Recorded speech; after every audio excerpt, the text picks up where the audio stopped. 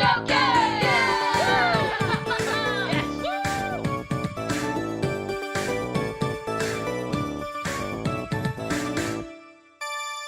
So I saw this on Engadget, written by Jackson Chen.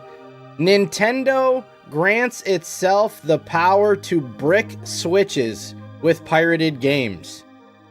And we all got emails on this. If you are a Nintendo user, you probably got an email within the past week with their updated terms of service. It's about this. Nintendo's latest legal move to combat piracy may be super effective.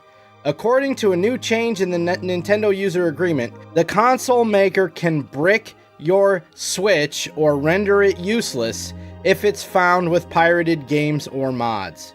While some people may have glazed over the changes since Nintendo didn't make this a major announcement, I always do. I always glaze over these things. I never read them. In Nintendo's own words, you shouldn't bypass, modify, decrypt, defeat. How would you defeat a Nintendo Switch? That's a weird word to put in there. But anyway, bypass, modify, decrypt, defeat, tamper with, or otherwise circumvent any of the functions or protections of the Nintendo account services. But see, that's Nintendo account services.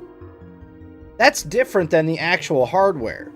But this updated language gives exact definitions of what you can't do with your Switch.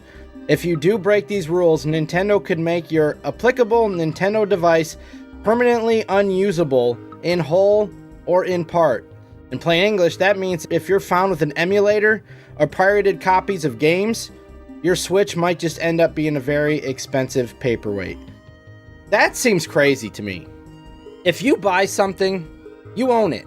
Shouldn't you be able to do with it whatever the hell you want? And if you do something illegal, wouldn't you need like a legal process to determine that what you did was illegal? If you screw with your Switch and they don't like it, they can just say, screw you, we're going to make your Switch unworkable. First of all, I don't even know how they do that. If you're not connected to the internet, how would they know? So what I think is going to happen is a bunch of people that do this, they'll put their emulators on there or pirated copies of games, but then they won't connect to the internet to play them. So how would Nintendo know? I don't know if they'll make like the Switch 2 online only or something, which would be insane. If they want to cancel your Nintendo account for that, that seems reasonable. You're going to break our rules. You can't be a member of our service. That's fine. But a console that you spent, if it's a Switch 1, $300, $350 on, or a Switch 2, $500 on, they can just say, well, it no longer works. Eesh. I don't see how that's legal. But again, I'm not a legal expert. But I don't know. What do you guys think? To me, this just seems like, oh, they can just break your system and make it not work if you do something they don't like. What if they accidentally flag this? What if something like just gets wrongly flagged that you did something illegal according to Nintendo, and they just and the brick button or whatever it is gets pressed and they screw up your console? This is dangerous. For years, people have learned you don't F with Nintendo.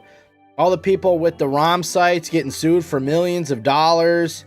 I think one guy's in jail for like a long period of time. I mean, there's certain things that I could see being misinterpreted as breaking their terms of service, and they just say, all right, screw it, we're going to make your console not work. That's dangerous. I would like to know, if anybody's a legal expert, I would like to know if this is something that, they could get away with in many countries with the laws that, well, if you break their agreement, they can make your purchased hardware that you own unusable. Man, that just seems weird. If you want to cancel somebody's Nintendo account, fine, for breaking the terms of service, but a purchased physical item that person owns, you have the right to break it? That doesn't seem right to me.